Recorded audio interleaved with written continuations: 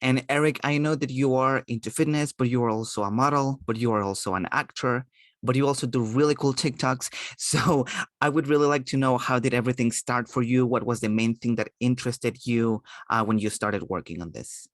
Do you want the long version or the short version? The long version, of course, it's a The podcast. long version, yeah, no one likes short versions. So the long version is, so I grew up in Boston, Massachusetts, or just outside of Boston. I went to school in Rhode Island for mathematics and economics, and I actually went on to work in finance for a little bit, and I didn't like it.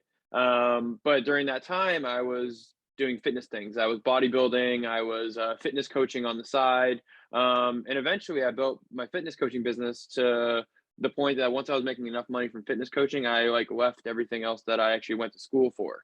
And then I started traveling the world, fell in love with just exploring different cultures. You know, I lived in Australia, Southeast Asia, Europe, really kind of went a little bit of everywhere. And then I ended up down here in Southern California, where I live now in Long Beach. And then life really changed for me. I came out here with the plan to just keep personal training and fitness coaching, and then I had done part time modeling to that point, just fitness modeling, because when you have like a beautiful body, photographers want to photograph you, right? They're like, oh, I want to photo, you know, and so that was like my experience with modeling, but hadn't done anything beyond that.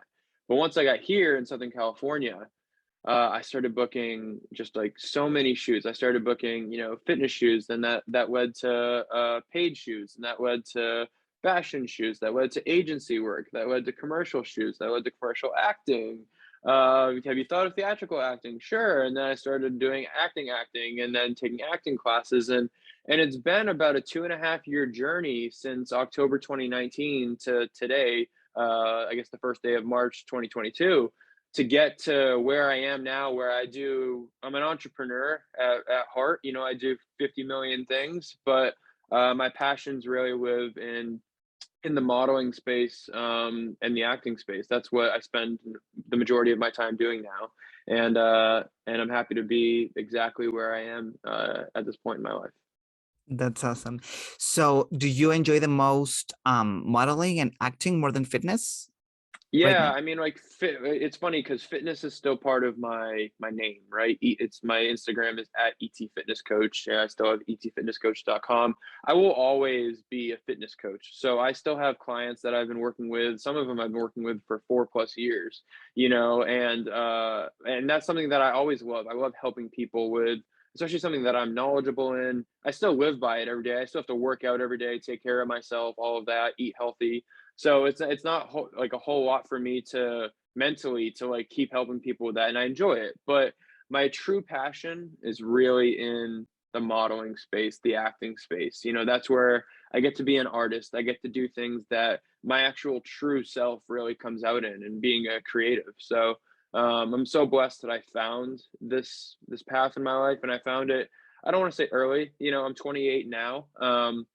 But I found it a lot earlier than most people do, because a lot of people go their entire life without ever finding what they love. But I found it. Absolutely. And I don't think there's a race for that, for finding your mission in life.